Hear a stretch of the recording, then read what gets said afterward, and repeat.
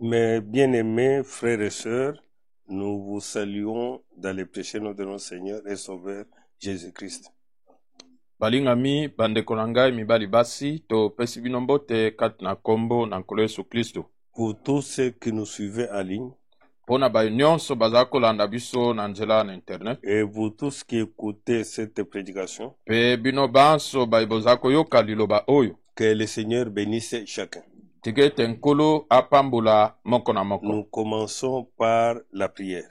Tozali kobanda na libondeli. Dieu Tout-Puissant, Créateur du ciel et de la terre, Nzambe na nguya nyonso mokeli na likolo pe na mabele, nous nous confions totalement en toi, Seigneur, to mitiki mobimba epai na yo nkolo, comptant sur ta grâce, kotalelaka ngolo na yo, surtout dans ce temps où nous attendons ton retour. koleka mingi na ngonga oyo tozali kozela bozongi na yo. Aide chacun de nos pères Sunga moko na biso tata, à prendre à cœur sa préparation, ya kozwa na motema mobimba kobongisama na ye, de manière que l'un de ces jours nous puissions te croiser dans le désert. na lolenge te moko na mikolo oyo tokutana na yo na mipepe. Créateur du ciel et de la terre, Mokeli na likolo mpe na mabele, nous te confions la prédication de ce matin. totombeli yo litei ya tongo oyo, Toi qui connais les besoins pressants de chacun, yo oyo yebi posa to bosengo ya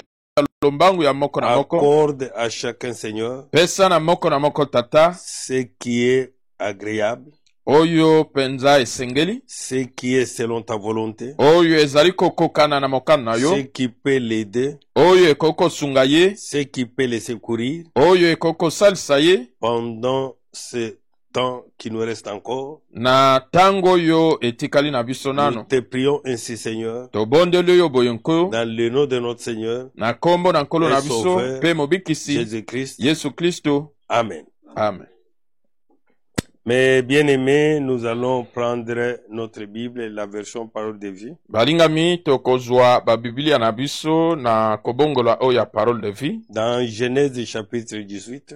Na mokanda na Genèse to ebandeli Nous zomi na allons mwa. lire du verset 11 au verset 15. Tokotanga uta na molongo ya zomi na moko kino zomi na mitano. Abraham et Sarah sont vieux, Abalama mpe Sala basili konuna. et Sarah n'a plus l'âge d'avoir des enfants. Pe Sala azali lisu na mibu ya kozwa bana te. Sarah se met à rire dans son cœur et elle pense, Sala bandi koseka na motema na ye mpe ya kanisi. hélas, je suis bien trop vieille. Solo ngai na nuni penza. Mon mari aussi est vieux. Mobali na nga mpe asili konuna. Est-ce que je peux encore avoir du plaisir? Solo na koki lisu kozala na mposa. Alors le Seigneur dit à Abraham, Na bongo nkolo alobi na Abalama ete Sarah a ri. Sala aseki. Pourquoi donc? Na bongo pona nini? Pourquoi pense-t-elle? Pona nini ya aza kokanisa? Vraiment, je suis trop vieille pour avoir des enfants. Ete solo ngai na nuni penza na koko su kozwa bana te. Est-ce qu'il y a quelque chose d'impossible pour le Seigneur? Ezali na eloko moko oyo ya pasi koleka pona nkolo. C'est à partir de là que nous allons plus insister. Nde ezali uta wana tokobeta sete. Est-ce qu'il y a quelque chose d'impossible pour le Seigneur? Ezali na eloko moko oyo ekoki kosalema te epai na nkolo. L'an prochain, Mobu ezali koya. quand je reviendrai chez toi, Tango nga na kozonga epa na yo. à cette même époque, Kaka na eleko moko oyo. Sarah aura un fils. Sala akozwa mwana mobali. Sarah a peur. Sala abangi. Elle dit, Pe alobi. non, je n'ai pas ri. Te ngai na seki te. Le Seigneur lui dit, Kolo alobi na ye. mais si tu as ri. Solo yo oseki. Amen. Ah. Mes bien-aimés, Balingami. Sarah et Abraham étaient déjà vieux. Sala mpe Abalama basilaki konuna. À l'âge où ils ne pouvaient plus avoir d'enfants. Na mibu oyo bakokaki su kozwa bana te. Mais le Seigneur visita Abraham Kasi nkolo ayaki kotala et Abalama. prometta à Abraham d'avoir un fils à travers Sarah. Pe alakaki Abalama ete akozwa mwana mobali na nzela na Sala. Alors c'est ainsi que quand le Seigneur parla, Boye tango nkolo alobaki, Sarah a ri. Sara asekaki. Que mon Seigneur est déjà vieux. Ete nkolo na ngai asi anuni. Moi-même, je suis déjà vieille. Ngai moko pe nasi nanuni. Je n'ai même plus le désir Nazali su ata na posa te. pour que je puisse avoir l'enfant. Po ete nakoka kozwa mwana. Je suis trop vieille. Nasi nanuni makasi. Mais le Seigneur répond. Kasi nkolo ayanoli. Est-ce qu'il y a quelque chose d'impossible Ezali na eloko moko oyo ekoki kosalema pour le te. Seigneur? Po na nkolo. Est-ce qu'il y a quelque chose que Dieu ne peut pas réaliser? Ezali na eloko moko oyo nzambe akoki kosala te. Puisque c'est lui-même le créateur. Po ete ye moko nde mokeli. Il ordonne la chose Aza kopesa motindo na et la likambo. chose vient à l'existence. Pe yango ezali koya na bozalani. C'est ainsi que mon frère, ma soeur, Boye nde ndeko na ngai mwasi mobali. nous le faisons toute notre confiance, Tozali kotiela ye motema na biso sachant que mobimba. toutes choses Koyeba ke ete eloko nyonso est possible. ekoki kosala. Même toutes les promesses Ata bilaka nyonso faites par Dieu oyo nzambe apesaki vont se réaliser yango car ekokokisama. tout est possible Po ete nyonso ekoki kosalema à notre Dieu. epai na nzambe na biso. Notre Dieu ne trompe pas. Nzambe na biso akosaka te. Notre Dieu réalise ce qu'il dit. Nzambe na biso akokisaka oyo ye alobi. Oui, mon frère, oui, ma soeur. Boye ndeko mwasi mobali. Même si l'homme est incrédule, Ata soki moto azangi kondima, mais Dieu kasi nzambe réalise akokisaka ce qu'il promet oyo ye et alaki. Dieu Pe nzambe rend possible aza kokomisa Ce na qui est makoki impossible à oyo l'homme. ekoki kosalema te Oui, epai na mon moto. frère. Oui, mon frère. Boye ndeko mobali. Oui, ma soeur. Boye ndeko mwasi. Nous allons prendre un peu quelques écritures Tokozwa mwa makomi pour voir un peu comment notre Dieu mpo na kotala moke ndenge ni nzambe na biso a rendu possible akomisaki na makoki ce qui était impossible à l'homme. oyo ekokaki kosalema te epai na moto. Je prends Nombre chapitre 11. Nazali kozwa mituya 11. Je prends la version français courant. Nazali kozwa kobongola oyo ya français courant. Au verset 4. Molongo ya mine. Et nous allons avancer jusqu'au verset 18. Kino tokende kino 11. Un autre jour, Mokolo mosusu les étrangers d'origine diverses bapaya oyo bawutaki bipai na bipai que Louis II appelait les ramassis, oyo Louis II azali kobenga balandi-landi, mais qui étaient d'origine diverse, kasi oyo bawutaki na bamboka qui n'étaient kokesana pas de véritables enfants d'Israël. oyo bazalaki bana na Israele ya solo te. Et on nous dit que les étrangers d'origine diverse Balobi ete bapaya oyo bawutaki bipai na qui bipai se trouvaient parmi les Israélites oyo bakutamaki katikati na bana na Israele furent possédés par l'envie de manger de la viande. bango penza mposa ya kolia mosuni ekotelaki bango. Ils étaient possédés par la convoitise. Bango penza basimbamaki na bilulela. Ils voulaient manger la viande comme ils mangeaient ça en Égypte. Balingaki kolia misuni ndenge bazaki kolia na Ejipito. Pendant que le Seigneur les nourrissait à travers la manne. Wana nkolo azaki kolesa bango na mana. Et on dit, les Israélites eux-mêmes recommencèrent à se plaindre en disant, E bana na Israele bango moko babandaki kolelalela kolobaka ete si seulement nous avions de la viande à manger. soki tozalaka na mosuni ya kolia. Et pourtant, Nzokande ils étaient bien nourris, bango balesamaki malamu, nourris par Dieu lui-même. balesami na nzambe ye moko. Mais Kasi la convoitise des ramassis, bilulela oyo ya bapaya qui étaient les étrangers d'origine diverse, oyo bapaya oyo bawutaki bipai na bipai, alors ils ont contaminé les enfants d'Israël. na bongo yango pe ekotelaki bana na Israele. C'est ainsi que la Bible déclare, Boye nde Biblia elobi la mauvaise compagnie baninga mabe corrompt les mères. bakobebisaka bizaleli malamu. Oui, Boye n'ayez pas de mauvais amis. bokozalaka na baninga oyo mabe te. Ayez pour ami celui qui croit au Seigneur. Zala na moninga moto oyo azala kondimela nkolo. Avec lui, vous parlerez des choses de Dieu. Elongo na ye bozali kosolola makambo na nzambe. Et vous appellerez le Seigneur en scène. Pe bokobenga nkolo akota na Mais mosala. voici ces gens ont contaminé les Israélites. Kasi tala bato oyo ete makambo na bango yango pe ekoteli bana na Israele. Et aussi ont commencé à convoiter. bango pe babandi kolula Ils ont commencé à se plaindre babandi kolelalela en disant, kolobaka si seulement nous avions de la viande à manger. soki tozalaka na mosuni ya kolia Nos repas en Égypte. kuna na Ezipito Quel souvenir! oyo makanisi Ils se souviennent des choses du monde. bazali kokanisa makambo oyo ya mokili L'Égypte symbolise le monde. Ezipito yango ezali kotalisa mokili Maintenant, commence à regretter de ce que le Seigneur les conduise. sikawa babandi koyoka mpasi na lolenge ete nkolo aza kokamba Que bango n'aurait pas en Égypte, quel souvenir! oyo makanisi nini mpo na Ezipito Le poisson gratuit, bambisi oyo ya ofele les concombres, bakonkombre les melons, bamelon les poireaux, bapoiro les oignons bamatungulu et l'ail. mpe ai Les choses qu'ils mangent. biloko oyo bango bazalaki kolia Ici, rien de tout cela.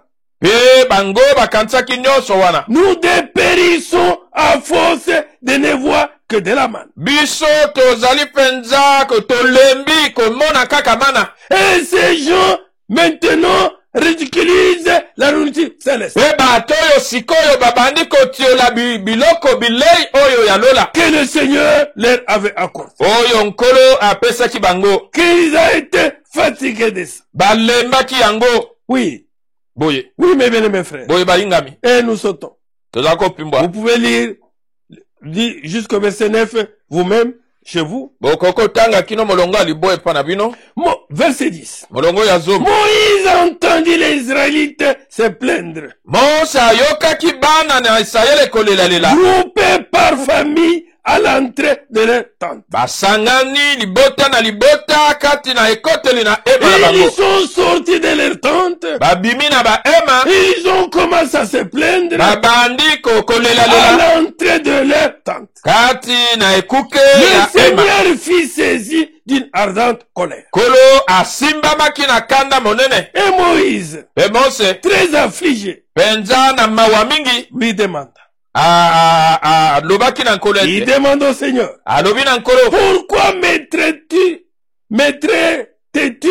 de la sorte, Seigneur? mpo na nini ozali kosalela ngai boye nkolo Pourquoi me refuses-tu ta bienveillance? mpo na nini ozali koboyela ngai bolamu na yo Pourquoi m'imposes-tu le fardeau de diriger tout ce peuple? mpo na nini opesi ngai mokumba ya kokamba libota nyonso oyo Ce n'est pas moi qui ai porté ce peuple ezali ngai te nde nazali komema libota oyo et qui l'ai mis au monde. mpe naboti ye Et pourtant, nzokande tu m'ordonnes de le prendre dans mes bras. opesi ngai mokumba ya komema ye na maboko na ngai Comme une nourrice prend un bébé. lokola mama molesi ya kolesaka Pour mwana le conduire dans le pays que tu as promis à ses ancêtres. mpo na kokamba ye na mboka oyo olakaki bakoko na ye Moïse était même irrité. mose asilikaki Il était en colère. ye azalaki na kanda En entendant les plaintes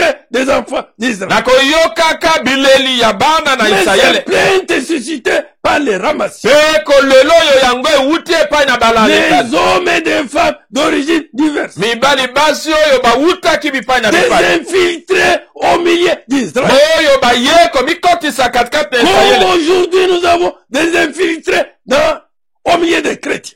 lokola lelo toza na boyo baye komikotisa bango moko kati ya Qui bakristo essayait de susciter la colère de Dieu. oyo bazali komeka kotumbola kanda na En nzambe incitant le peuple de Dieu. na kotumbolaka libota na nzambe D'agir contrairement à la parole de Dieu. ya kosala kokesana na liloba na Et de nzambe perdre confiance à leur Dieu. mpe ya kobungisa eliki epa na nzambe na bango Alors ainsi, Moïse agité, na bongo mose ye irrité, asilikaki a commencé à parler ainsi. mpe abandaki koloba boye En posant des questions au Seigneur. na kotunaka mituna epa na nkolo Que où pourrais-je trouver de la viande? ngai nakozwa mosuni wapi Pour tous ces gens qui pleurent et exigent que je leur en donne à manger. mpo na bato nyonso oyo bazali kolelalela mpe bazali kosenga ete napesa bango mosuni balia Le Seigneur se pose la question, nkolo azali komituna où est-ce qu'il va trouver la viande?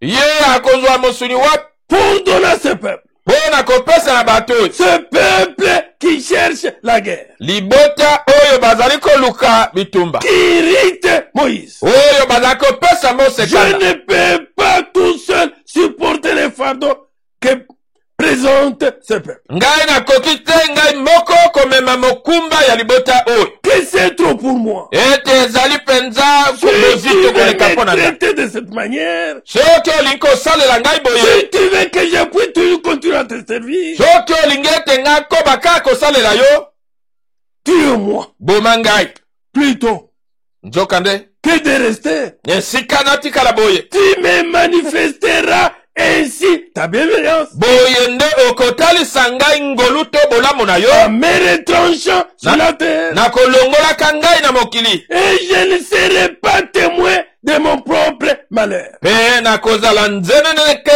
oyo ya pasi na ngai moko Oui, te mon frère. boye ndeko bana Oui, ma soeur. boye ndeko mwasi Et le Seigneur ordonna à Moïse mpe nkolo alobaki na mose qu'il devait rassembler les 70 hommes respectables asangisa mibali tuku sambo oyo bampaka na isayele ya lokumu qu'il connaissait au milieu d'Israël, oyo ye ayebaki katikati na isayele à qui il pouvait partager cette chasse. oyo na bango akokaki kokabola mokumba wana Verset 18. molongo azomi na mwambe Quant au peuple, dis-leur, yo okoloba na libota ete toi Moïse parle à ce peuple, yo mose loba na libota oyo à ce peuple qui murmure, na libota oyo bazali koyimayima à ce peuple qui se plaint, na libota oyo bazali kolelalela à ce peuple animé de la convoitise. na libota oyo basimbami na bilulela Purifiez-vous bomipetola pour demain.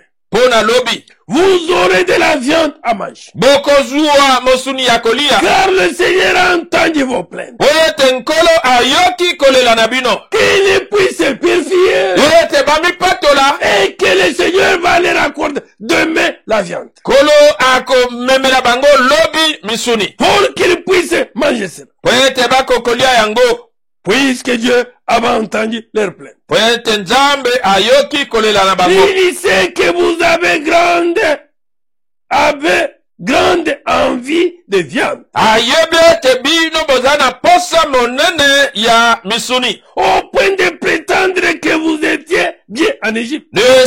kino na esika boloba ete tozalaki malamu na Et Ejipito pourtant en Égypte, ils étaient esclaves. nzoka nde na Ejipito bazalaki baombo Sous oppression de Pharaon. na se mpenza ya monyokoli na Cet falo homme les maltraitait. moto oyo azalaki konyokola Les bango Égyptiens les maltraitaient. bato na Ejipito Et bazalaki ils konyokola ont bango été continuent à être maltraités. bango basepelaki bakoba konyokwama Que d'être libérés. na esika ete bakangolama Oh mon frère. o ndeko bana Quelle bassesse. oyo mpenza kokitisa Même bangi aujourd'hui mon frère. ata lelo ndeko bana Le Seigneur est venu nous libérer. kolo ayaki kokangola Nous biso libérer du péché. kokangola biso na Mais masumu nous voulons rentrer esclaves du péché. kasi tolingi kozonga bombo na lisumu Nous voulons rentrer dans les coutumes et toutes ces choses. tolingi kozonga na bokoko mpe makambo nyonso wana Comme si on s'est moqué de Dieu. lokola ete toza kotiola nzambe Que le Seigneur nous vienne en aide. tika ete nkolo aya kosunga biso Qu'il puisse nous assister. akoka mpenza kosalisa Et biso c'est pourquoi il va vous en donner à manger. ntina wana akopesa bino misuni ya kolia Vous n'aurez pas seulement pour un jour, bokozwa yango kaka mpo na mokolo moko ou te deux, to mibale ni même pour 5, 10 ou 20 jours. to mikolo mitano zomi to tuku mibale Vous mangerez de la viande pendant tout un mois. bino bokolia mosuni sanza mobimba Jusqu'à n'être dégoûté. kino ete mpenza bolemba yango Jusqu'à ce qu'elle vous ressorte par les nez. kino yango ebima bino na zolo Ça sera votre punition ekozala etumbu na bino pour avoir rejeté le Seigneur. po ete bosili kobwaka Qui nkolo demeure au milieu de vous. oyo azali koumela katikati ya En bino vous plaignant devant lui d'être sorti d'Égypte. na kolelaka liboso na ye ndenge bobimaki na Ejipito Oui, mon frère. boye ndeko bana Ce peuple qui s'exclame. libota oyo bazala koloba Ce peuple qui se plaint. libota oyo bazala kolelalela Et le Seigneur a entendu les plaintes. mpe nkolo ayoki bileli na bango Et le Seigneur a fait la promesse nkolo apesi elaka que demain, ete lobi vous aurez la viande. bokozwa misuni. Suivez maintenant, Bolanda siko. mon frère, ma soeur, De commence ce mobile. qui va se passer. Nini oyo. Verset 21. Molonga tukumba na. Quand Dieu a parlé à Moïse, quand Dieu a parlé à Moïse, Tango nzamba alobaki na Mose. maintenant Moïse s'exclame. Sikawa Mose azali Moïse va se comporter comme un incrédule. Mose alinko bika lokola moto ekende. Au verset 21, Molongo tukumba na. Moïse s'exclame. Mose azako kamwa. Ce peuple qui m'entoure ne compte pas moins de 600 000 hommes. Liboto yo bazingali ngai bazali na se ya nkoto kama motoba te. Et tu prétends leur donner de la viande. Pe yo lobiete opesa bango On mosuni. mangeait pour tout un mois. Kolia sanda mobimba. Moïse Mose. pense que Dieu a mal parlé. Kwete nzamba lobi mabe. Dieu a fait une fausse promesse. Nzamba pese la kaya lokuta. Puisque le peuple était nombreux Kwete bato bazaki ebele. et que cela ne pouvait pas être possible. Ete yango ekwaki kosalema te. Mais avec notre Dieu, Kasi elongo na nzambe na tout est biso. possible. Nyonso ekokosalema. Eloko moko Rien te. n'est possible à Dieu. Ezangi kosalema epa na nzambe. C'est notre incrédulité Ezali ekende na qui nous biso. éloigne de Dieu. Nde ezali komema biso mosika na nzambe. Alors, si tu prétends leur donner de la viande, Na bongo soki yo olobi okanisi ete okopesa bango misuni. à manger pour tout un mois, Kolia mpo na sanza mobimba. si nous abattions tous nos moutons, Soki tobomi bameme na biso nos nyonso. chèvres et nos bœufs, Bantaba mpe cela bango. ne suffira pas. Yango ekokoka te. Si nous pouvions pêcher tous les poissons de la mer, Soki tokokoloba bambisi nyonso yebale. mais cela ne suffira pas. Ata yango ekokoka te. Voilà, Moïse se comporte comme un incrédule. Tala Mose azali kobika komitalisa lokola moto na Comme ekende. aujourd'hui nous avons beaucoup d'incrédules Lokola lelo toza na bato ekende mingi. qui doutent sur la promesse de Dieu, Oyo baza kobeta tembelelaka na qui nzambe. doutent sur la parole de Dieu. Oyo baza kobeta tembele liyoka na nzambe. Tende kobala. Tende La kobala. Bible dit, Bible elobi. notre victoire, Elonga na c'est biso. notre foi. Eza kondima na Nous biso. devons croire Tosengeli que kondima. Dieu est capable de faire tout. Ete nzambe aza na makoki ya kosala nyonso. Rien n'est impossible à notre Dieu. Eloko moko te ezangi kosalema epa na nzambe na biso. Je retourne maintenant Moïse. Sika wa nzambe azala kozongisa na Au Mose. verset 23, Molongo atukumi le bale. Seigneur lui répondit, Kolo ayanoli ye ete. et ma puissance Nguya na ngai. n'est-elle pas suffisante? Yango ekoki te. Je ne suis pas un homme comme vous, Ngai nazali moto te lokola yo. mais je suis le Tout-Puissant. Nazali oyo na nguya Et nyonso. que ma puissance suffit. Ete nguya na ngai ekoki. J'appelle à l'existence Naza kobenga na même ce bozalani. qui n'existe pas. Ata oyo ezali na bomoi te. Oui, Boye. il dit, Alobi. tu verras soupe si ce que je t'ai dit se réalisera ou non. Okomona noki soki oyo ngai nalobaki na yo ekosalema to Oui, te. mon frère. Boye ndeko bali. Quand Dieu promet, Tango nzambe alaki. mon frère, Ndeko bali. Dieu Nzambe est capable aza na makoki de le faire. ya kosala yango. Nous allons sauter. Tokopimbwa. Nous allons au verset 31. Toke na molongo atukumi sato na moko. Dieu Nzambe instruira Moïse. apesi sikawa motindo epa na Mose. Enseigne maintenant Moïse. Azali koteya kolakisa Afin que Mose. Moïse ait la foi. Po ete Mose azwa Car kondima. la foi vient du message de Dieu. Po ete kondima eutaka na sango ya Et Nzambe. quand Moïse pouvait entendre l'enseignement du Seigneur, Tango Mose akoki koyoka malako na nkolo. montrant qu'il est le Tout-Puissant, Kotalisaka ete ye azali oyo na il nguya est le nyonso. Tout-Suffisant, Azali oyo et amikoki. qu'il y est Ete eloko moko te impossible ezangi kosalema devant lui. liboso na ye. Verset 31. Tukumi sata moko. Le Seigneur fit souffler Nkolo afulaki. de la mer un vent qui amena des cailles. Afulaki likolo na mai na monana mopepe oyo ememaki Et bandeke. les rabattit sur le camp. Pe akwesaki yango likolo na molako. Mon frère, ndeko bali ma soeur, ndeko mwasi notre Dieu, nzambe na biso il dit seulement alobi kaka liloba et la moko chose arrive. mpe likambo esalemi Il a dit seulement alobi kaka liloba moko ndeko mwasi mobali les cahiers sont à... bandeke bazalisamaki Il dit, alobi il y en avait tout autour du camp. ezalaki nzinga na molako Sur une distance d'une journée de marche. na molai to na matakanelo Et ya mokolo moko sur une akotamo épaisseur de mètres environ. mpe na epese to mosanda ya metre moko Le peuple passant ce jour-là, bota balekaki mokolo la wana nuit suivante, butu elandi et le lendemain, ramasser des cailles. mpe lobi elandi kolokota bandeke oyo Celui qui a ramassé les moins en avait plusieurs milliers de kilos.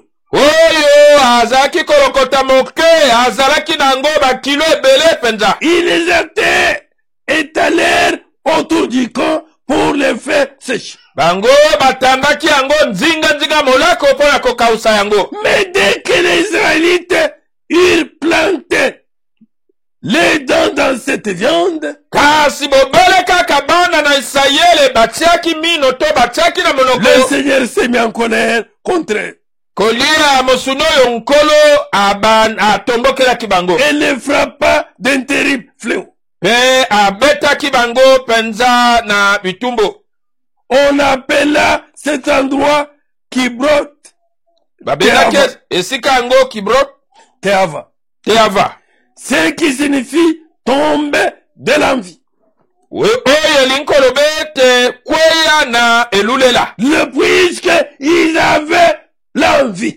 po ete bazalaki na elulela Ils étaient saisis par la convoitise. bango basimbamaki na bilulela Et c'est ainsi que la colère de Dieu tombait boye nde kanda na nzambe epelaki sur ce peuple. likolo na libota oyo Oui, mon frère. boye ndeko bana Oui, ma soeur. boye ndeko mwasi Car c'est là qu'on enterra ceux du peuple qui avaient été obsédés par l'envie ezali de wa manger de la viande. wana nde bakundaki baye ya libota oyo bazwaki bilulela ya kolia misuni Mon frère, ndeko bana ma soeur, ndeko mwasi regardez la chose qui est impossible. tala eloko oyo ekwaki kosalema te Moi-même Moïse, ata mose qui a vu la main de Dieu, oyo amonaki loboko na nzambe le Moïse là, mose wana qui Dieu a utilisé puissamment en Égypte, oyo nzambe asalelaki na nguya nyonso na ejipito atako nyonso wana le doute est entré en lui. tembe ekoti kati na ye Il a commencé à poser des questions à Dieu. abandi kotuna mituna epa na nzambe Que même si nous tuons nos moutons, nos chefs, alobi soki ata tobomi bameme bantaba na nous biso faisons nyonso tout ce que nous avons comme bétail. bangombe nyonso bibwele nyonso toza na Même yango si nous attrapons tous les poissons de mer, ata soki tolobi mbisi nyonso ya mai ça sera impossible ekoki kosalema te de nourrir ces gens pendant tout un ya mois. kolasa bato oyo sanza mobimba Comme vous venez de faire la promesse lokolo osili à kopeselaka ce peuple, na liboto je lui dis, nzambe alobi je na ne ye suis pas comme toi. ngai naza lokola yo Toi, te tu es homme, yo ozali moto mais moi, je suis le créateur. ngai nazali mokeli Mais tandis que nous sommes la créature, zokende biso toza que bikelamu tu verras de tes yeux, okomona na miso na yo ete ne nzambe blague pas. asakanaka te Dieu nzambe ne joue pas l'aventure. ye asalaka na sano te Rien nzambe possible, akomisaka na même ce qui makoki est impossible. ata oyo ekoki kosalema te Amen. amen Mon frère, ma soeur, ndeko na ngai mwasi le mobali Seigneur a prononcé un mot. nkolo abimisaki liloba moko Vous, caille, bino bandeke venez ici. boya awa Envahissez-les. botondisa awa Et ils ont ramassé, balokotaki ils ont mangé balie pendant tout un mois. sanza mobimba Mais ce qui était pris par la convoitise boyo bazwamaki na bilulela était frappé babetamaki pendant qu'ils mangeaient cela. na ntango baza kolia On ne yango se moque pas de Dieu. batiolaka nzambe te L'homme récolte ce qu'il sème. moto akobukaka bobelo oyo ye aloni frère, ma soeur, tina wana ndeko mwasi mobali ayons la foi. tozala na La kondima foi rend possible kondima eza kokomisa na makoki ce qui est impossible. oyo ekoki kosalema te Oui, mon frère. boye ndeko bali Prenons encore une écriture. tozwa lisuli komi moko Nous sommes dans Scofield, tozali na scofiel ou soit Louis II. to louis second Alors là-bas, on nous parle dans Luc, plutôt dans Marc, chapitre 10. Kuna bazako loba na biso na Malako zomi. Voilà au verset 23. Tala na molongo ya tukumi bana moko. Mais vous pouvez lire vous-même à partir de verset 17. Bino bokoko banda bino moko uta molongo ya zomi na On nous sambo. parle de ce jeune homme riche Bazako loba na biso na ntina na elenge mobali oyo qui mozwi. était venu vers Jésus, Oyo ayaki epa na Yesu. qui demande à Jésus Oyo atunaki qu'est-ce Yesu. qu'il doit faire pour avoir la vie éternelle. Nini ya asengeli kosala pona kozwa bomoi na Et le seko. Seigneur a rappelé le commandement. Kolo akundelelaki ye malako.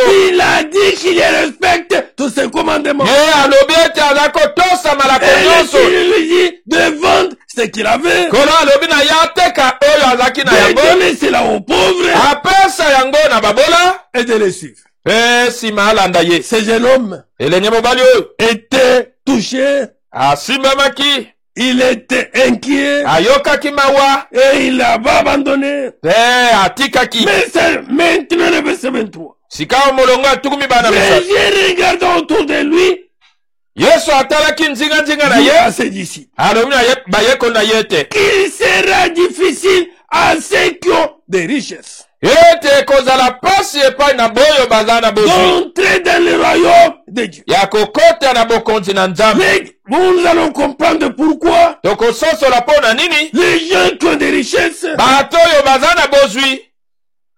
n'entreront Bango bakokota te. pas. Pas tout le monde. Bango nyonso te. Avoir la richesse, Kozala na bozwi. ce n'est pas un péché. Eza lisumu te. Avoir la richesse, Kozala na bozwi. ce n'est pas mal. Eza mabe te. Mais, Kasi. suivons maintenant dans la suite. Tolanda oyo elandi. Les disciples furent étonnés de ce que Jésus parlait ainsi. Bayekoli bakamwaki na lolenge oyo Yesu azalaki koloba boye. Et reprenant, il leur dit, Kozwaka maloba ye alobi na bango mes ete enfants, bana na ngai. qu'il est difficile à ceux qui se confient dans les richesses d'entrer dans le royaume de Dieu. Ezali pasi epai na boyo bazali kotia mitema na bozwi na bango ete bakota na bokonzi na nzambe. Avoir la richesse, ce n'est pas mal. Kozala na bozwi eza Mais mabe ne te. place pas ta confiance en cela. Kasi kotia motema na yo te na bozwi Que wana. ta confiance soit placée en Dieu. Motema na yo elike na yo etiama epai na nzambe. Est-ce que c'est Dieu qui t'a donné ça? Yo ete nzambe nde apesaki yo Le yango. même Dieu est capable de te le retirer. Kaka nzambe moko aza na makoki ya Placez kolongola yo la yango. confiance en lui. Tie elike epai na ye. Car toutes tes bonnes bénédictions Po ete lipamboli nyonso malamu viennent de lui. yango eutaka na ye. Reconnais Dieu. Yeba nzambe Que c'est Dieu ete ezali qui nzambe me l'a donné. nde apesi ngai yango. Ça ne vient pas de ma force. Euti na makasi na ngai C'est te. la bénédiction de Dieu. Eza lipamboli na Et fais nzambe. confiance au Seigneur. Tiela nkolo motema. Et à ce moment-là, Na tango wana mon frère, ma soeur, Recommence, maman. malgré que tu as la richesse, atako oza na bozwi. quand tu places ta confiance en Dieu, Tango tie motema epa na nzambe. le royaume des cieux, Bokonzi na lola c'est pour toi. eza mpo na yo. Mais Kasi quand l'orgueil t'envahit, tango lolendo ekoteli yo. tu deviens honte. Okomi penza na Tu lolendo. penses que c'est pas ta force. Okanisi ete eza na makasi na yo. Tu humilies même Dieu. Ozali koyokisa ata Tu nzambe humilies même soni. les frères et les sœurs. Oyokisi bandeko mibali basi Tu soni. tapes la poitrine. Oza kobeta tolo. Mon frère, Ndeko na ngai mobali. Dieu Nzambe t'abandonne. akotika yo. Oui, Boye. quand le riche Tango bazwi.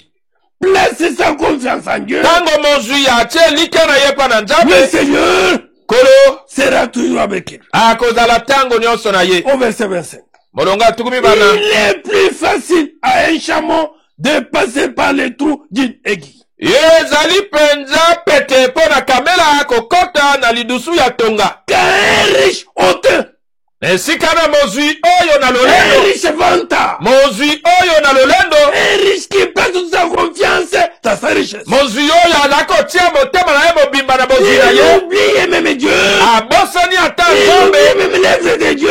Abosani ata Il losala oublie na même les nzambe. enfants de Dieu. Abosani bana na Et nzambe. il place toute sa confiance Atie like na ye mobimba. dans sa richesse, kati na bozwi na ye que cet homme-là, ete moto wana qu'il est difficile, ezali pasi qu'il entre dans le royaume de Dieu. ye akota na bokonzi na nzambe. Les disciples firent encore plus étonnés. bayekoli bakamwaki lisusu koleka Et ils se dirent les uns aux autres. mpe balobani bamoko na basusu Et qui peut être sauvé? bongo nani akoki kobikisama. Jésus les regarda et dit, yesu atali bango alobi cela est impossible aux hommes, yango eza ekokosalema te epai na mais bato non à Dieu. kasi epai ya Car nzambe te tout est possible à Dieu. po ete nyonso ekokosalema epai na nzambe. Oui, mon frère. boye ndeko bali Oui, ma soeur. boye ndeko mwasi Nous croyons de tout notre cœur toza kondima na motema na biso avec mobimba notre Dieu. elongo na nzambe na biso Tout est possible. nyonso C'est ekokosalema. pourquoi tina wana ne crains rien. kobanga eloko C'est te. pourquoi tina wana même dans Philippiens 4 dit, ata na bafilipo mine ne alobi vous inquiétez de rien.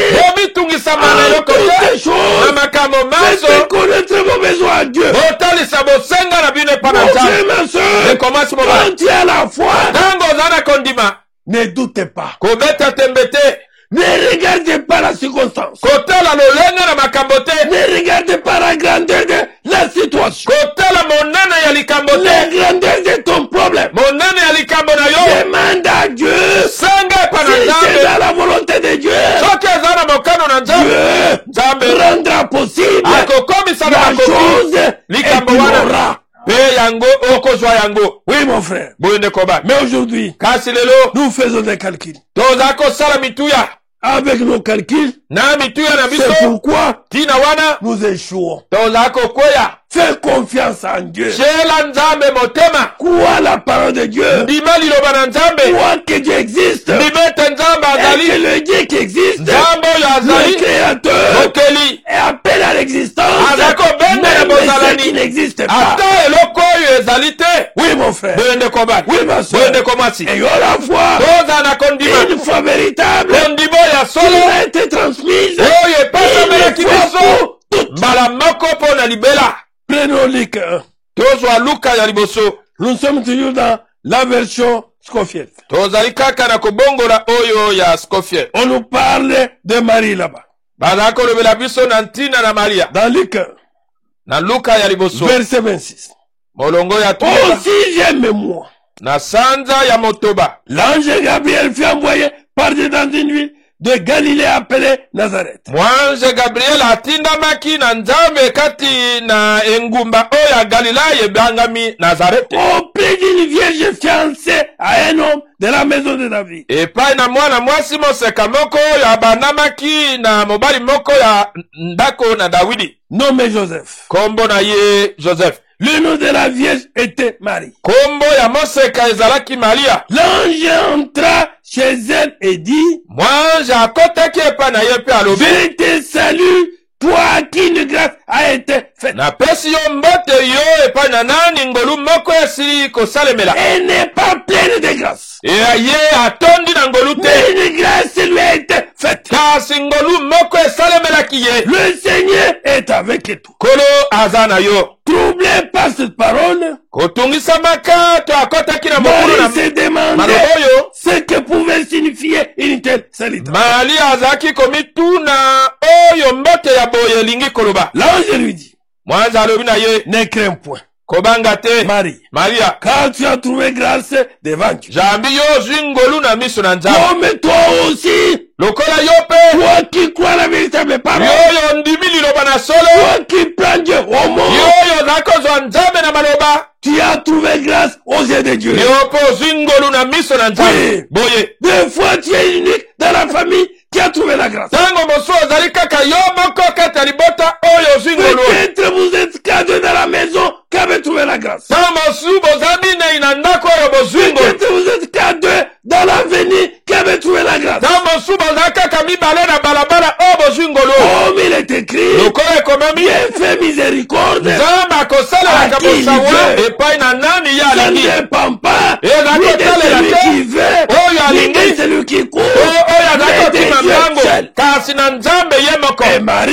mpe maria parmi tant de femmes, katikati na basi ebele c'est elle seule ye kaka moko qui avait trouvé la grâce. azwaki ngolu oyo. Oui. boye Et voici, tu deviendras enceinte. tala yo kokumba zemi Et tu enfanteras un fils. okobota mwana mobali Et tu lui donneras le nom de Jésus. okopesa ye kombo ya yesu Il sera grand et sera appelé fils du Très-Haut. akozala monene mpe akobengama mwana ya ye ya aleki likolo Et le Seigneur Dieu lui donnera le trône de David son père. mpe nkolo nzambe akopesa ye ngwende ya dawidi tata na ye Il y régnera sur la maison de Jacob éternellement. ye akokonza likolo na ndako na yakobo seko na seko Et son règne n'aura point de fin. mpe bokonzi na ye ekozala na suka te Suivez maintenant verset 34. bolanda molongo atuku misata minei Marie dit à l'ange, mali alobi na mwanze ete comment cela se fera-t-il? yango ekosalema lolenge Parce que nini je ne connais point d'homme. po ete ngai nayebani na mobali te L'ange lui répondit, mwanze ayanoli ye mon frère, ndeko yanga mobali une vierge mwasi moseka qui ne connaît pas d'homme, oyo ayebani na mobali te enceinte, na zomi c'est impossible par la science. ekoki kosalema te na mayele na Mais bato c'est possible devant Dieu. kasi ekoki kosalema liboso na nzambe Il a rendu ce qui est impossible à la science. nzambe akomisi na makoki oyo ekoki kosalema te na Il mayele na a bato rendu ce qui est impossible à la technologie. nzambe akomisi na makoki oyo ekoki Il kosalema a te rendu possible. nzambe akomisi yango na makoki Il est capable. aza na makoki Même si on a dit quoi que ça soit, ata soki balobi nini même si la technologie dit que ça ne peut pas se ata faire, mayele na bato elobi ekoki kosalema avec te notre Dieu, kasi elongo na nzambe na tout est biso possible. nyonso ekoki kosalema Oui, boye verset 35. L'ange lui répondit, mwanza ayanoli ye le Saint-Esprit viendra sur toi molimo santo akoya liko na yo et la puissance du Très-Haut te couvrira nguya na yo ya aleki likolo ekozipa yo de son nom. elilingi na ye C'est pourquoi tina wana le cet enfant qui naîtra de toi sera appelé fils de Dieu. mwana oyo ya bule akobota mauta na yo akobengama mwana na nzambe Voici Élisabeth ta parente, tala elizabete ndeko na a yo conçu, azwi ze elle aussi, ye mpe un fils à sa vieillesse. mwana mobali na bonuna na Et ye celle qui est appelée stérile oyo abyangamaki ekomba est dans son 6e mois. akomi na sanza ya motoba ya Oui. zemi na ye Elle aussi, ye mpe Élisabeth, elizabete la maman de Jean-Baptiste, mama ya yohane mobatisi a dans sa vieillesse, na bonuna na ye elle a conçu azwaki ze un fils ya mwana mobali qui est Jean-Baptiste. oyo ezali yohane mobatisi Verset 37. molongo ya tuku misatu na sambo Car jambi rien eloko moko n'est te impossible à Dieu. ezangi kosalema epa na nzambe Comme Marie a entendu, ntango maria ayoki rien n'est impossible à Dieu. ete eloko moko te ezangi kosalema epa na nzambe ayanoli Je suis la servante du Seigneur. ngai nazali mosali mwasi ya nkolo Il me soit fait selon ta parole. esalemela ngai kokokana na liloba Et na yo l'ange la quitte. mpe mwanje atikaki ye Oui, boye mon frère, ndeko bana un véritable chrétien mokristo oyo ya solo qui attend l'enlèvement, oyo aza kozela qui konekelama attend le retour du Seigneur. aza kozela bozongi na nkolo Mon frère, ma ndeko soeur, mwasi mobali quand Dieu a dit une chose, ntango nzambe alobi eloko moko même si la science l'explique l'impossibilité de réaliser, ata mayele na bato eza kolimbola ete makoki ya il kosalema ezali te n'écoutera pas la science. akoyoka mayele na Il bato te n'écoutera pas les hommes. akoyoka bato Il te fait confiance à la parole. akotia Et elite na le liloba Dieu qui prononce la parole ete nzambe oyo abimisi liloba est capable. aza na makoki Marie par la foi, maria na nzela na kondima elle dit, alobi je suis la servante du Seigneur, nazali mosali mwasi ya qu'il nkolo me soit fait esalemela ngai selon ta parole, kokokana na liloba na yo pas selon ma pensée, kokokana na makanisi pas na ngai selon la te science, kokokana na pas mayele selon na la ngai te technologie, kokokana na teknoloji na ngai te selon ta parole. kokokana na liloba na yo Amen. amen Amen.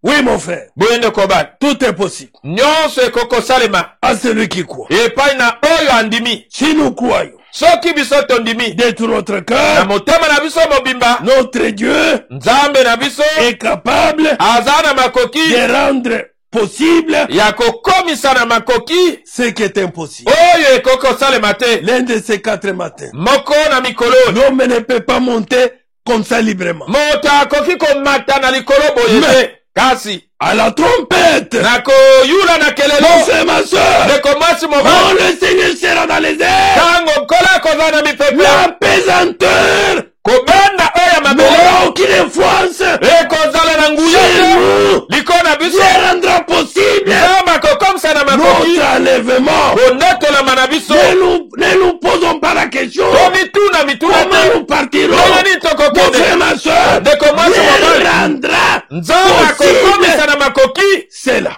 yango Et nous partirons. mpe tokokende. Nous sommes dans Jérémie 30, tozali na Yilimia tuku misato na moko au verset 16. olongo ya zomi na motoba On nous dit ceci. balobi na biso boye C'était à l'époque de Jérémie. ezalaki na ntango oyo ya Yilimia. Il y avait aussi Barak qui était là. ezalaki mpe na baraka Après azaki avoir donné l'acte de vente à Barak, Baruch, fils de Neria, nsima na ye kopesa mokando ya boteki epai na Baruku mwana na Neria. maintenant Jérémie adresse la prière à Dieu. sika wa Yilimia azali kopesa libondeli epai na Nzambe. Nous allons voir une partie de cette prière. tokomona ndambo ya libondeli oyo. Ah, Seigneur Dieu, nkolo Nzambe, tu as créé le ciel yo okelaki likolo et la terre par la grande force et ta grande puissance. mpe mabele na nzela na makasi mpe nguya na yo monene. Il est le Dieu qui a la grande force. azali Nzambe oyo azali mpenza na makasi monene. Il déplace ce que l'homme ne peut pas déplacer. azali mpenza kolongola na esika oyo moto Il akokolongola a te. une très grande puissance. aza na nguya monene. Il embrale là où l'homme ne peut pas embraler. aza koningisa esika oyo moto akokoningisa te. Il appelle à l'existence là où l'homme a échoué. aza kobenga na bozalani esika oyo moto akoyi. Notre Dieu n'échouait jamais. Nzambe na biso akoyaka Il te. n'échouera jamais. akokwea ata moke te. Oui, boye il dit là-bas, alobi kuna tu as créé le ciel et la terre yo okelaki likolo mpe mabele par ta grande force na makasi na yo monene et ta grande puissance. mpe na nguya na yo monene. Rien n'est trop difficile pour toi. eloko moko te ezali ya pasi koleka Il epai na n'y a yo. rien de difficile pour toi. ezali na eloko moko te eleki pasi epai na yo. Nous avons des difficultés, biso tozali na mais Dieu bakokoso. n'a aucune difficulté. nzambe aza na kokoso moko Tout te. est facile à ses yeux. nyonso ezali mpenza pete na miso na ye. Oui. boye Il dit, alobi rien n'est trop difficile pour toi. eloko moko te eleki pasi epai na yo. Tu montres ta bonté jusqu'aux 1000 générations. oza kotalisa bolamu na yo kino na mabota nkoto. Mais si des parents sont coupables, kasi soki baboti baza na ngambo tu fais payer leurs fautes à leurs enfants. ozali kofutisa mbeba na bango epai na bana na Il bango. est Dieu grand et fort. ozali Nzambe oyo na makasi monene. Tu as pour nous Seigneur de l'univers. kombo na yo nkolo na mokili. Tu formes des grands projets. ozali kosala miango minene. Tu les réalises avec puissance. ozali kokokisa yango na nguya. Tu regardes avec attention ce que font les humains. ozali kotala na bokebi oyo bato Et bakosalaka. tu traites alors chacun selon sa conduite. bongo ozali kosalela moko na moko kolanda etamboli Selon na les ye. résultats de ses actions. kolanda mbuma ya misala na ye. Autrefois en Égypte, na kalakala na Ejipito. tu as accompli des actions extraordinaires et étonnantes. osalaki misala oyo ya somo mpe ya kokamwa. Le même Dieu qui avait fait cela, kaka Nzambe moko oyo asalaki yango il le fait aussi aujourd'hui. azali kosala yango mpe lelo. Si nous croyons de tout notre cœur, soki tondimi na motema na biso nous mobimba verrons ce qui est extraordinaire. tokomona oyo ezali ya somo. Ce qui était une difficulté pour nous, oyo ezalaki kokoso mpo na biso. mon frère, ma soeur, ekomasi mobali Dieu Nzambe rend ça la solution. azali kopesa eyano na yango. Oui, boye on nous dit là-bas alobi na biso kuna que jusqu'à ce jour, kino lelo au milieu du peuple d'Israël, katikati na libota na Israeli et parmi tous les humains, katikati na bato nyonso tu montres ozali kotalisa qui tu es, ozali nani comme on le voit maintenant. lokola tozali komona yango Tu sikoyo. as fait sortir d'Égypte ton peuple d'Israël. Obimsaki uta na Egypte libota na yo ya Par des Israël. actions extraordinaires et étonnantes. Na misalo yo minene pe ya kokamwa. Par ta grande force et ta puissance terrible. Na makasi pe na nguya na yo ya somo. Tu avais promis par serment à nos ancêtres Olakaki na ndai na bakoko na biso. de leur donner ces pays qui débordent de lait et de miel. Ya kopesa bango ekolo oyo mafuta na nzoi mpe miliki ezako sopana. Et tu l'as fait. Pe osalaki yango. Oui. Boye. Pendant qu'il y avait les enfants d'Anek. Na wana ezalaki na bana oyo ya Anak. Dont Israël avait même peur. Oyo Israël azako banga. Et le Seigneur a rendu possible. Nkolo akomisaki na makoki. Il est accord de ce pays-là. Apesi bango mboka wana. Le même Dieu. Kaka nzambe Mon frère, ma soeur. ndeko masi mobali. Malgré la difficulté que tu as. Atako bakoko so oza na yango. Malgré les problèmes que tu as. Ata mikakatano oza na yango. Mon frère, ma soeur. Ndeko masi Tu mobali. vas dire tout ton cœur. Ndima na motema na Fais yo mobimba. confiance en Dieu. Shela nzambe Il motema. est capable Aza na makoki. de rendre possible Ya kokomisa na makoki. ce qui était pour toi impossible. Oyo ezalaki mpo na yo ekokaki kosalema te. Ces murs qui te bloquaient. Etutu aza kokanga yo. Notre Seigneur Nkolo na biso. est capable Aza na makoki. d'aplanir ça. Ya kobuka yango. Et que vous avez Pe yo ozali. solution Ne yano. à vos besoins. Na bosenga na yo. Oui. Boye. Pendant ce temps de la pandémie, Na tango oyo ya bokono. mon frère, ma soeur, Ndeko mwasi mobali. où les gens criaient la crise économique, Wapi bato bazali konganga penza kokelela. notre Dieu n'est pas en crise. Nzambe na biso yala kokelela te. Il ne sera jamais en crise. Akozala na kokelela te. Notre Dieu, Nzambe na biso. quand nous lui faisons confiance, Tango tocheli mon motema. frère, ma soeur, Ndeko mwasi mobali. là où les gens pleurent, Esika bato bazali kolela. Yo. tu es joyeux. Ozana esengo. Puisque notre Dieu Ete nzambe na nous biso. rend toutes les choses Aza kokomisa makambo nyonso. possibles. Na makoki. Et nous trouvons Toza à komona. tout moment, Na tango à tout nyonso. temps, Na ngonga nyonso. la grâce Ngolu. à ses yeux. Na miso na ye. Que Dieu soit loué. Nzambe akumisama. Dans Ésaïe, Na Isaya. Ésaïe 59, Isaya tukumitano na libwa. nous prenons à partir du premier verset. Uta na molongo ya liboso. La main du Seigneur n'est pas trop faible Loboko na nkolo ezali botaute. pour vous sauver. Pona kobikisa bino. C'est sûr. Ezali solo. Il n'est pas trop sourd pour vous entendre. Ye azali ebubute pona kozanga koyoka bino. Mais ce sont vos fautes qui mettent une barrière entre vous et votre Dieu. Kasi ezali mabunga na bino ezali kochebaka katikati na bino na ye. S'il s'est détourné de vous Soki apesi bino mokongo. pour ne plus vous voir ni vous entendre, Po ete ayoka bino lisusu te amona bino te. c'est à cause de vos péchés. Ezali na ntina na masumu na bino. Vous avez du sang sur les mains. Bozali na makila na maboko na bino. Vos fautes salissent vos doigts. Mabunga na bino ezako komisa mbindo misapi na bino. Votre bouche dit des mensonges. Minoko na bino ezako loba lokuta. Vos lèvres laissent passer des méchancetés. Bibebo na bino ezali na kanja. Au tribunal, vous portez plainte injustement. Bozali kofunda penza na lolengo ya kozanga Vous ne bose. défendez pas les gens selon la vérité. Bozali kolobela bato te kolanda bosembo. Vous vous appuyez sur les vides. Bozali penza koyakama na Vous makambo ya dites des pamba. choses fausses. Pe bozali koloba lokuta. Vous portez les mal en vous Bozali komema mabe kati ya bino. et vous accouchez du malheur. Pe bozali kobota penza mawa. Vos actions Misala na bino. sont comme des jets de vipères. Ezali lokola maki oyo ya nyoka. Si quelqu'un mange, Soki motalia yango il y meurt. akufi. Dès qu'on écrase un œuf, Tango pasoli liki moko. il en sort une vipère. Mwana na nyoka zako bima. L'étoile que vous tissez,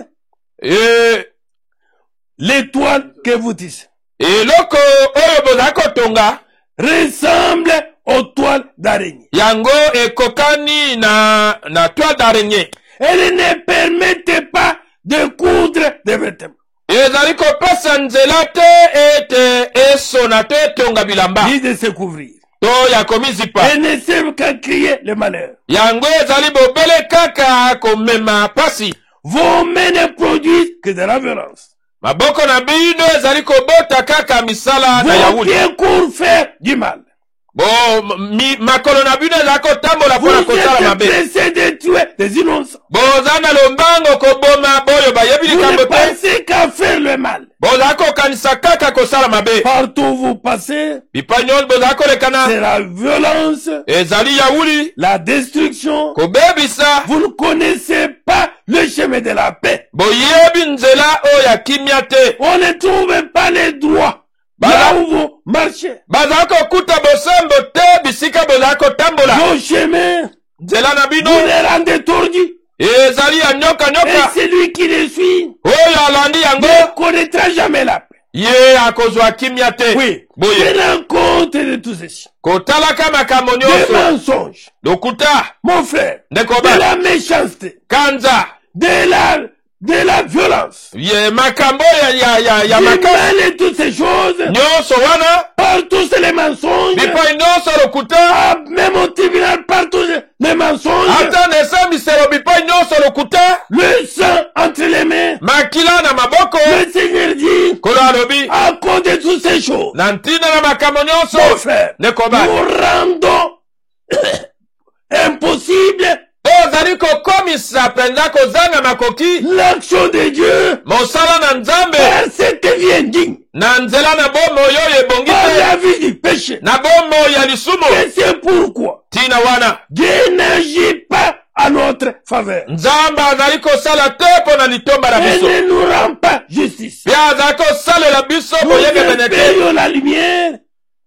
Nous espérions la lumière. tozalaki kolikia pole Et nous sommes dans les noirs. tala tozala na molili Nous entendons les levées du jour. tozalaki kozela kotana na Et tongo nous marchons dans la nuit. tozala kotambola kati ya Nous molili avançons comme des aveugles le long des murs. tozali kotatama na lokola bakufi miso pembeni na Nous ebaka cherchons notre chemin. tozali kolukaluka nzela na biso Comme des gens qui ne voient pas clair. lokola bato oyo bazali komona polele En te pleine journée, katikati na mokolo nous perdons l'équilibre. tozali kobungisa kotelema ngwi Comme à la tombée de la nuit. lokola na molili Nous sommes en bonne santé, tozali na bokolongo na mais nous nzoto ressemblons à des morts. kasi tozali kokokana na bakufi Nous grognons tous tozali konganga comme baso des animaux sauvages. lokola banyama na Nous zambe gémissons sans cesse, tozali kokimela kolelalela ntango comme des nyonso colombes. lokola bibenga Nous espérons que Dieu agirait, tozalaki koliki ete nzambe akosala mais il ne s'est passé rien. kasi eloko moko ezosalema te Nous n'attendions qu'il nous sauve, tozali kozela ete abikisa biso mais il reste loin de nous. ye atikali mosika na biso Oui, Seigneur. boye nkolo Nous t'avons souvent désobéi. tozali kozanga yo ntango nyonso botosi Nos péchés nous acquisent. masumu na biso mazali kofunda Nous biso pensons sans cesse à nos révoltes. tozali ntango nyonso kokanisa na botomboki na Nous biso connaissons bien nos fautes. toyebi malamu bambeba na biso Seigneur, kolo nous t'avons désobéi. tozangisaki yo Nous botosi t'avons trahi. totekaki yo Nous avons fui loin de toi, Toki- notre Dieu. tokimaki mosika na yo nzambe na Nous biso parlons seulement d'écraser les autres tozali koloba kaka koniata basusu et de nous révolter. mpe ya kotomboka Notre cœur et notre tête sont pleins de mensonges. motema na biso mpe bongo na biso etondi na lokuta C'est pourquoi ntina wana le respect du droit recule. mpenza kotosi ya makoki na bato ezongi La nsima justice est loin de nous. boyengebene ezali mosika na Sur biso la place du marché, na esika oyo ya bato nyonso la sincérité est près de tomber. bosembo mpenza ezali pene ya kokoya L'honnêteté n'y entre plus. bosolo ezali su kokota Oui. kuna te La sincérité a disparu. bosolo yango elimwe Celui qui veut rester honnête oyo alingi kotikala sembo s'est fait tout arracher.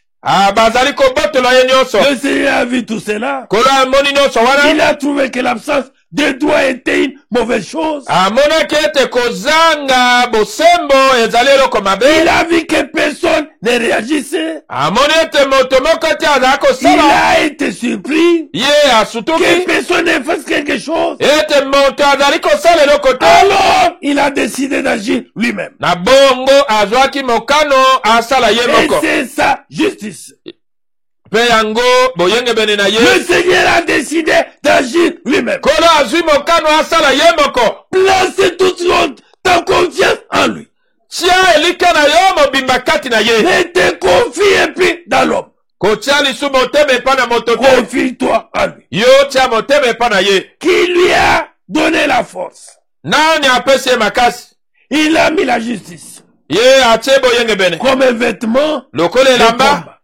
Il a posé sur sa tête le casque du sel. atie na moto na ye ekoti oyo ya lobiko Il s'est couvert de l'habit de vengeance. ye ami zipi elamba oyo ya kobukanisa Le vêtement qui l'enveloppe, elamba oyo ezingi ye c'est son ardeur à combattre. ezali kanda na ye ya kobunda Il rendra aux gens ce qu'ils ont mérité. ye akozongisa na moto oyo abongi na yango Sa colère est pour ses adversaires. kanda na ye ezali mpo na batelemeli na La ye punition est pour ses ennemis. etumbu na ye ezali mpo na banguna na ye Même pour les pays lointains. ata mpo na mikili oyo ya mosika Oui. boye Alors de l'est à l'ouest, na bongo na moniele mpe na elimwelo tout le monde respectera le nom du Seigneur. bato nyonso bakotosa nkombo na nkolo Tous se respecteront sa gloire. banso bakotosa nkembo na ye Oui. Le Seigneur arrivera comme un torrent au creux d'une vallée. yo solo nkolo akoya lokola ebale na lobwako Poussé par la tempête. oyo etindikami na Le mopepe Seigneur viendra à Jérusalem Kolo pour a- libérer ceux du peuple d'Israël kolo akoya na yerusaleme mpo na kokangola baye ya libota na qui ye se détournent de leurs fautes. oyo bazali kolongwa na masumu na bango C'est le Seigneur qui les déclare. kolo nde alobi yango Oui, boye détourne-toi de toutes tes fautes. longwa na mabe nyonso Le Seigneur kolo viendra vers toi akoya epa na et le yo Seigneur Kolo rendra possible akokomisa na makoki ce qui était possible. oyo ekokosalema Le te Seigneur kolo te bénira. akopambola Le yo Seigneur kolo te sauvera. akobikisa Le yo Seigneur kolo te donnera akopesa le yo messie qu'il a. penza elubu oyo ya elengi Nous voulons terminer tolingi kosilisa en prenant une portion na kozwaka eteni moko dans Job 40. Job 42. na yobo tuku À partir minei du na premier mibale verset. Et nous allons arrêter là-bas. tokosuka wana Premier verset. olongo Alors Job répondit au Seigneur. na bongo yobo ayanolaki na nkolo Je reconnais que tout est possible pour toi. nasosoli ete nyonso ekokosalema epai na yo Tout est possible à notre Dieu. nyonso ekokosalema na nzambe na biso Notre Dieu ne peut pas échouer. nzambe na biso akokokweya te Non, mon frère. tende kobala Non, ma soeur. tende komwasi Et pourtant, nzokande Dieu est nzambe la parole. aza liloba La parole de Dieu liloba na nzambe n'échouera jamais. yango ekokweya ata Que moke te je reconnais que tout est possible pour toi. nasosoli ete nyonso ekokosalema epai na Je yo sais qu'aucun projet ne peut t'embarrasser. nayebi ete mwango moko te ekokotungisa yo Non. te Dieu ne peut pas t'ennuyer nzambe akokotungisama te par n'importe quelle situation. ezala soki na likambo nini Devant toutes situations, liboso na likambo notre nyonso Dieu nzambe na biso a la solution. aza na eyano Même dans les épreuves, ata na notre mimekano Dieu nzambe na trace biso le chemin azali pour kopasola que nous nzela puissions sortir po ete tobima victorieux. balongi C'est pourquoi, ntina wana nos frères et sœurs, ndeko mwasi mobali faisons confiance totiela ye à motema notre Dieu. totiela nzambe na biso Il a motema dit, olobaki yango j'ai osé rendre tes plans obscurs ngai namekaki kokomisa molili miango na à yo force de parler de ce que j'ignorais. na kolobaloba mingi na likambo oyo ngai nayebi te Je l'avoue. nandimi yango Job avoué. yobo andimaki Je parlais d'un sujet trop ardu. nalobaki na ntina na makambo oyo ya makasi. Je n'y comprenais rien. Nazalaki kososola eloko te. Et je ne savais pas. Nayebaki te. Écoute, Yoka. disais-tu. Oza koloba. Et laisse-moi parler. Tika ngai naloba. Je t'interrogerai. Nakotuna Et yo. tu me répondras. Boko ya nolanga. Je ne savais de quoi ce qu'on m'avait dit.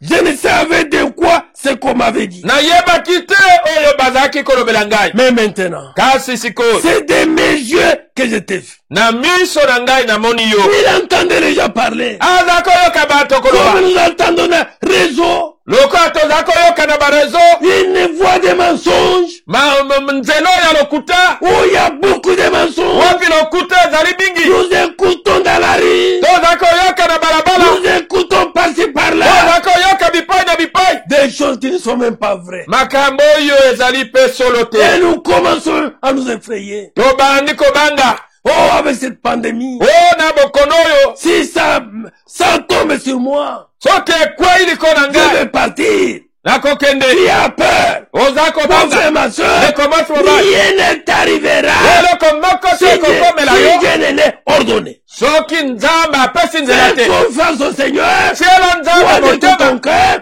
que Dieu ne t'abandonnera jamais. Ndima na motema na yo mobimba ete nzambe akotika yo C'est te. pourquoi Tina wana. je retire ce que j'affirme. Nalongoli maloba nyonso nazalaki koloba. Je reconnais avoir Ito et Mimili. Nasosoli ete nazali na mbeba mpe na mikitisi. Oui, Boye. Paul et Job s'est humilié. Yo ba mikitisaki. Oui, mon frère, oui, ma soeur. Boye ndekomasi mobali. Si tout ce que tu apprends de gauche à droite, Likona nyonso zako yoka bipai na bipai. tout ce que tu entends de gauche à droite, Nyonso zako yoka ngambo na ngambo. contraire à la parole, Oyo ekeseni na ne liloba. crois pas ça. Kondima yango te. Ne place pas ton confiance à ça. Kotia elika na yo na yango te. Tia elika na yo. Dans ce que Dieu a dit. Kati na oyo nzambe Même alobaki. si cela semble être difficile, Ata soki yango emonani ete eza pasi mingi. ton Dieu, Nzambe na yo. mon Dieu, Nzambe na ngai. le rendra facile. Akokomisa yango Oui, peke.